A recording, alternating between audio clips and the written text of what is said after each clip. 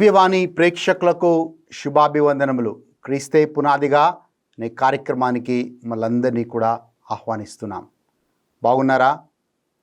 మనము ఉపవాస దినాల్లో ఉన్నాం. ఈరోజు మనం దేవుడి సన్నిధిలో కూర్చొని ఈ పాట ద్వారా మన దేవుని ఆరాధిస్తూ కుటుంబంగా తర్వాత దేవుని వాక్యాన్ని మనం విందాం.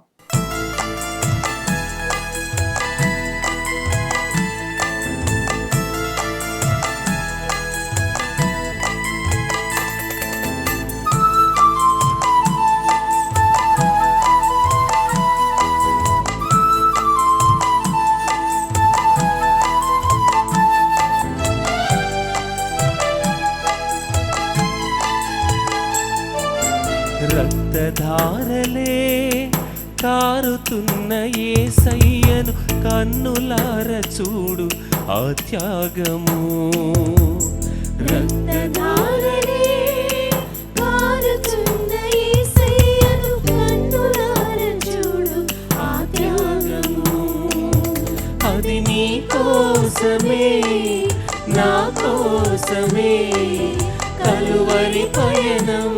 అది నీ కోసమే నా కోసమే కలువరి పయనం, కలువరి పయనం. రక్తధారలే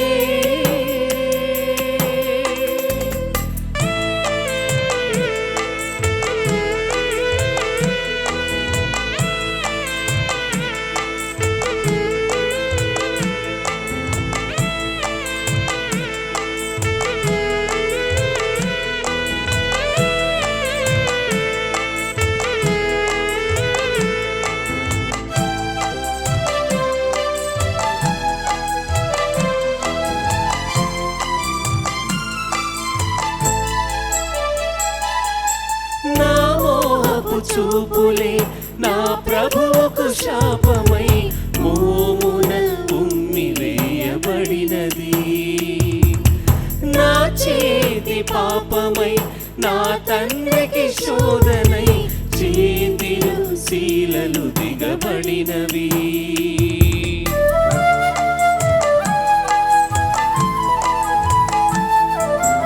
నా మోహపు చూపులే నా ప్రభువుకు శాపమై మోమున ఉమ్మి వేయబడినది.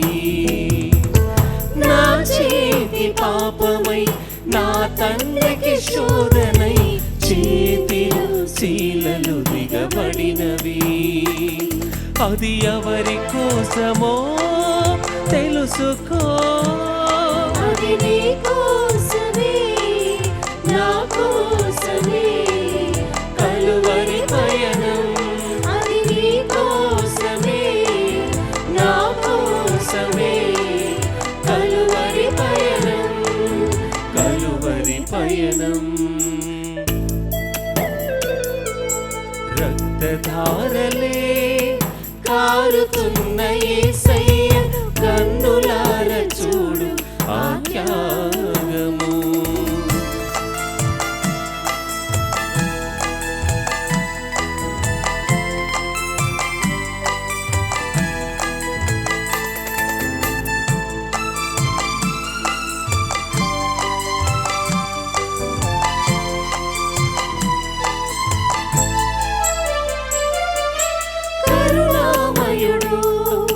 కనికర సంపన్నుని కాళ్ళలో శీలలు దిగబడినవి. నోటి మాటతో స్వస్థతనిచ్చే ప్రభువు చేదు చిరకను అందించిరి.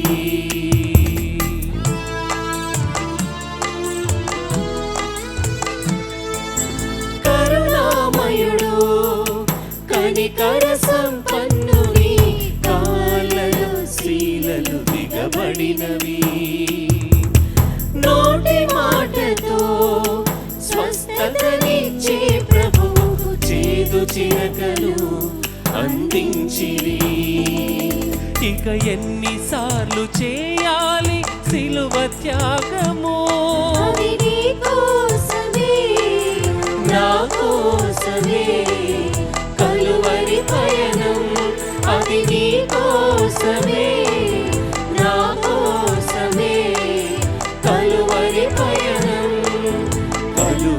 పయనం రక్తధారలే కారుతున్న యేసయ్యను కన్నులార చూడు ఆ త్యాగము రక్తధారలే కారుతున్న యేసయ్యను కన్నులార చూడు ఆ త్యాగము అది నీ కోసమే నా కోసమే కలువరి పయనం అది నీ కోసమే నా కోసమే కలువరి పయనం కలువరి పయనం రక్తధారలే. వాక్యం వినబోయే ముందు తలలు వంచి ప్రార్థన చేసుకుందాం. తండ్రి, నీకు వందనాలు, నీకు స్తోత్రాలు ప్రభువా. ఈ రోజుని బట్టి, ఈ సమయాన్ని బట్టి వందనాలు ప్రభువా. అలసిపోయి అయినా కానీ ఈ సమయంలో ఈ సన్నిధిలో కూర్చొని ప్రభువా నీ మాటలు వింటున్న ప్రతి ఒక్కరిని దీవించండి, వారి కుటుంబాలని ఆశీర్వదించండి ప్రభువా. ఈ వాక్యం వాళ్ళని ఆత్మీయంగా బలపరచును గాక. ఈ వాక్యం వాళ్ళ జీవితాలని సరిచేసుకునే విధంగా వాక్యం వాళ్ళకి తోడ్పడును గాక. యేసుక్రీస్తు నామంలో అడిగి వేడుకొంచున్నాము తండ్రి. Amen, amen.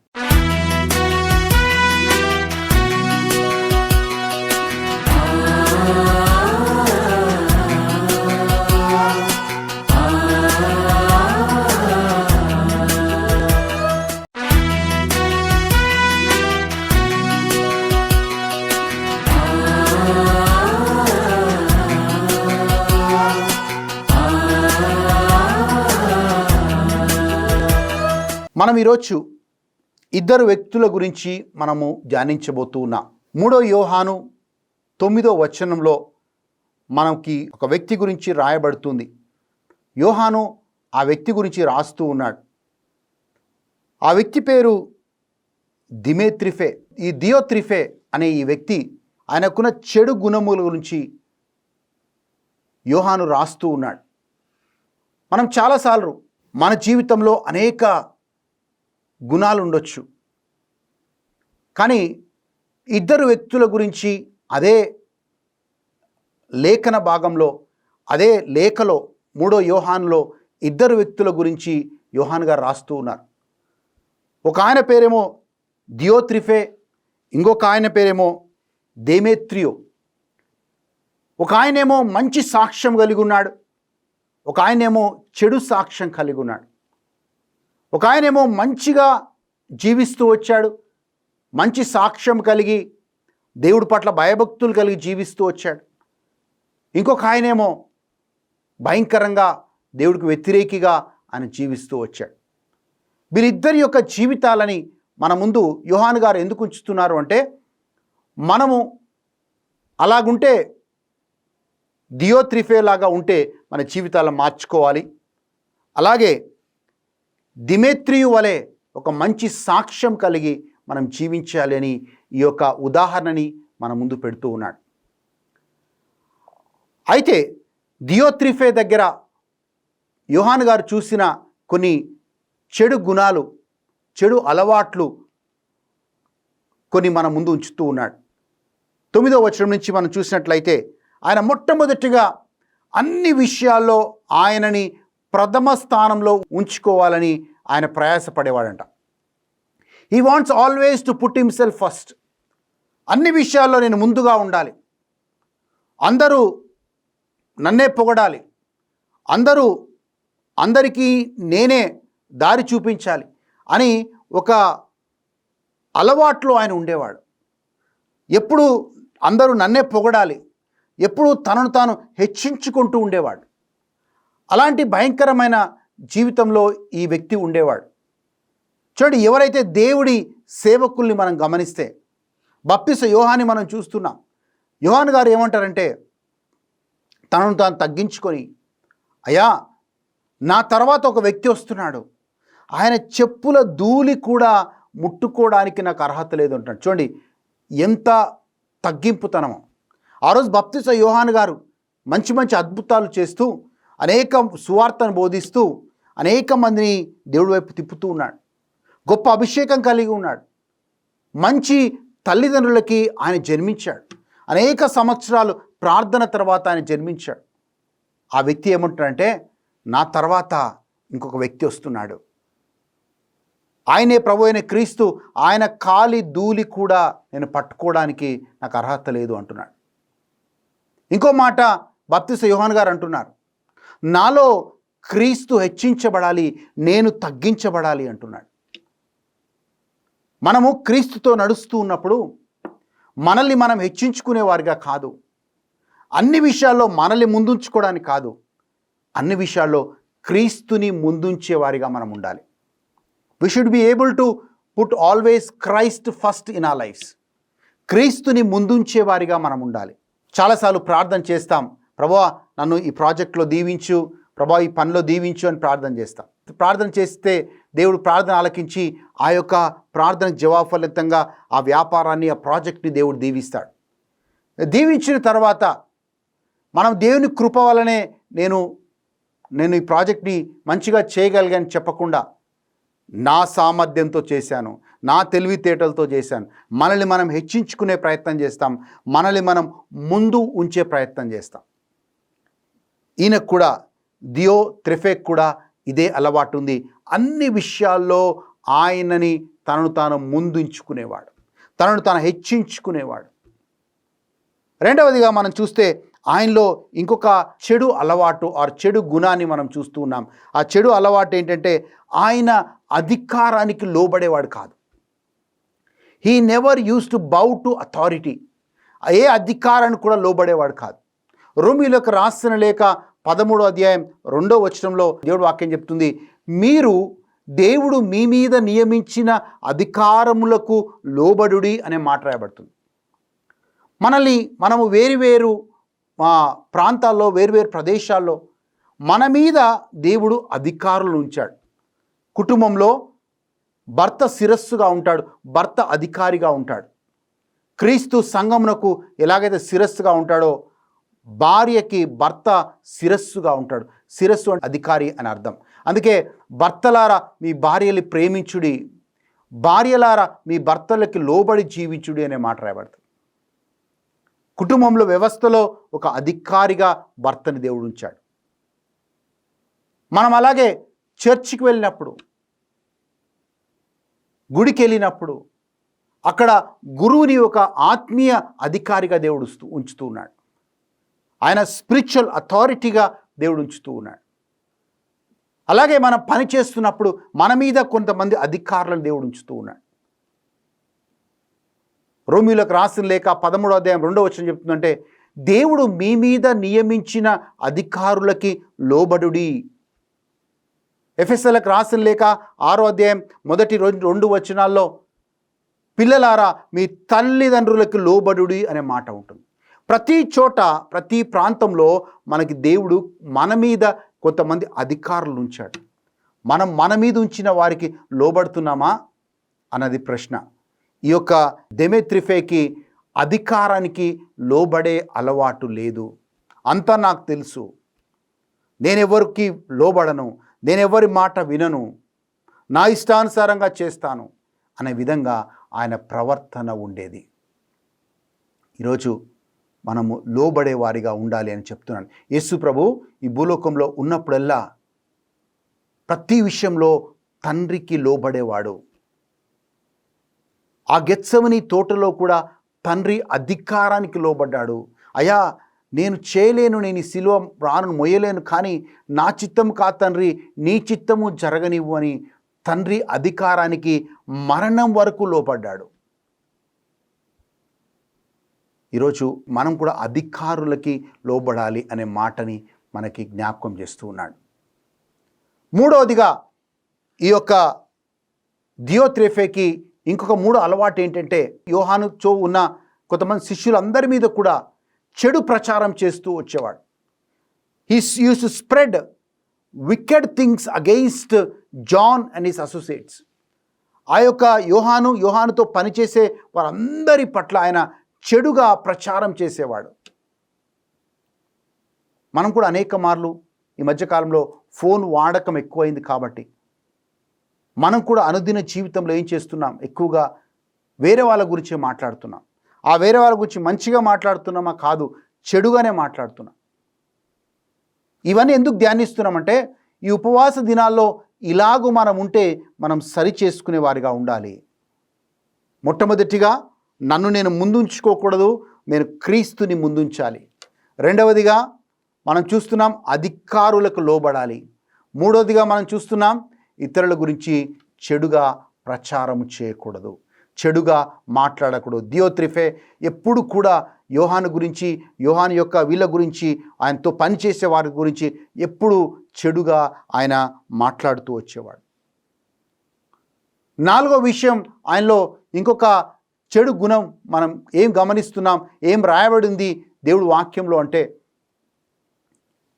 దియోత్రిఫే ఎక్కువగా కొత్త వారిని ఆయన అంగీకరించేవాడు కాదు. వాళ్ళు ఉన్న ప్రదేశానికి ఎవరైనా కొత్తగా సువార్త చెప్పడానికి వచ్చినా, ఎవరైనా కొత్తగా ఒక మిషనరీగా వచ్చినా, ఎవరో కొత్తగా ఒక విశ్వాసి వచ్చినా ఎవరిని కూడా ఆయన అంగీకరించేవాడు కాదు.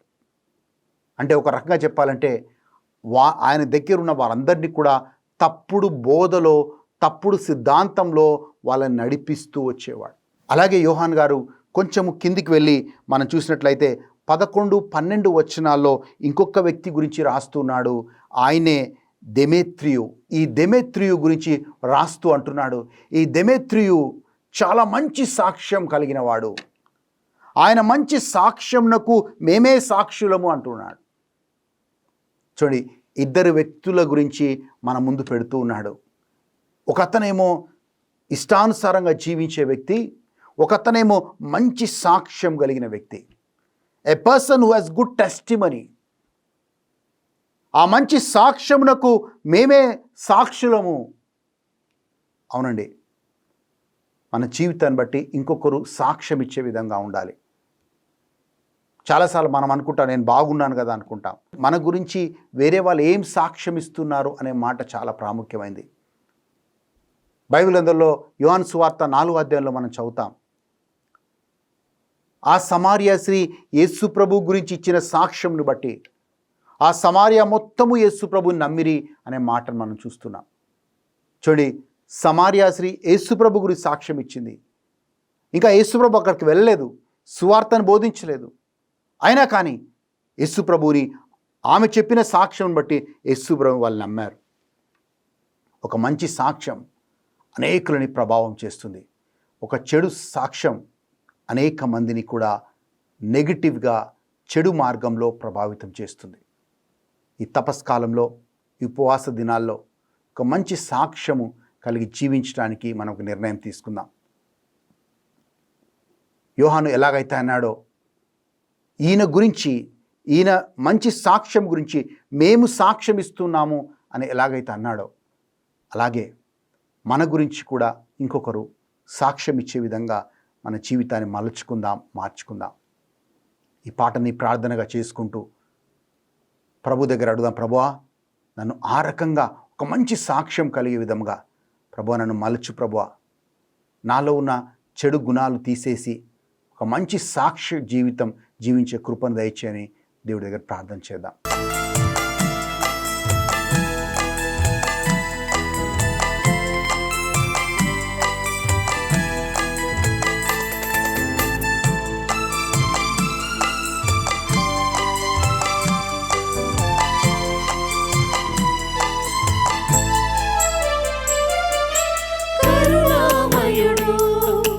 కనికర సంపన్నుని కాళ్ళలో శీలలు దిగబడినవి, నోటి మాటతో స్వస్థతనిచ్చే ప్రభువు చేదు చిరకను అందించిరి.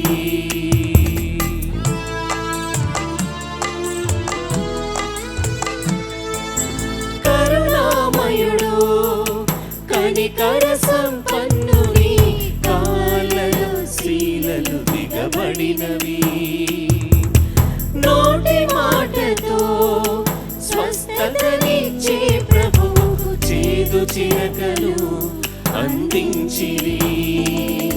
ఇక ఎన్నిసార్లు చేయాలి సిలువ త్యాగము, అది నీ కోసమే నా కోసమే కలువరి పయనం. అది నీ కోసమే నా కోసమే కలువరి పయనం కలువరి పయనం రక్తధారలే కారుతున్న యేసయ్యను కన్నులార చూడు ఆ త్యాగము రక్తధారలే కారుతున్న యేసయ్యను కన్నులార చూడు ఆ త్యాగము అది నీ కోసమే నా కోసమే కలువరి పయనం అది నీ కోసమే నా కోసమే కలువరి పయనం కలువరి పయనం రక్తధారలే. తండ్రి నీకు వందనాలు, నీకు స్తోత్రాలు ప్రభువా. ప్రభువా, మేము దియోత్రిఫేలాగా కాకుండా ప్రభువా మేము దిమేత్రియు లాగా మేము ఉండే విధంగా కృప చూపండి. ఒక మంచి సాక్ష్యము కలిగి జీవించే కృపను చూపించండి ప్రభువా. ప్రభువా, మొదటి వ్యక్తి తనను తాను హెచ్చించుకునేవాడు, అధికారులకు లోబడేవాడు కాదు నాయన. ప్రభువా, ఇతరుల గురించి చెడుగా మాట్లాడేవాడు. అలాగే మనం ఇంకొక చూస్తూ ఉన్నాం, కొత్త వారిని అంగీకరించేవాడు కాదు. తప్పుడు సిద్ధాంతంలో తప్పుడు బోధలో వాళ్ళు నడిపిస్తూ వచ్చేవాడు. ఆయన అక్కడున్న విశ్వాసులకు కావచ్చు, అక్కడున్న సంఘానికి కావచ్చు బహుగా హాని చేస్తూ వచ్చాడు. ప్రభా, మేము ఎక్కడున్నప్పటికీ ఇతరులకు మేలు చేసేవారిగా ఉండాలి, మమ్మల్ని మేము తగ్గించుకునే వారిగా ఉండాలి, అధికారులకు లోబడే వారిగా ఉండాలి. అట్టి కృపలో మమ్మల్ని నడిపించమని, మమ్మల్ని మలచమని, మమ్మల్ని మార్చమని ప్రభు యేసుక్రీస్తు నామములో అడిగి వేడుకొంచున్నాము తండ్రి. Amen, amen. మళ్ళీ వచ్చే వారం ఇదే సమయానికి క్రీస్తే పునాదిగా అనే కార్యక్రమంలో కలుద్దాం. దేవుడు మిమ్మల్ని మీ కుటుంబాలని దీవించును గాక.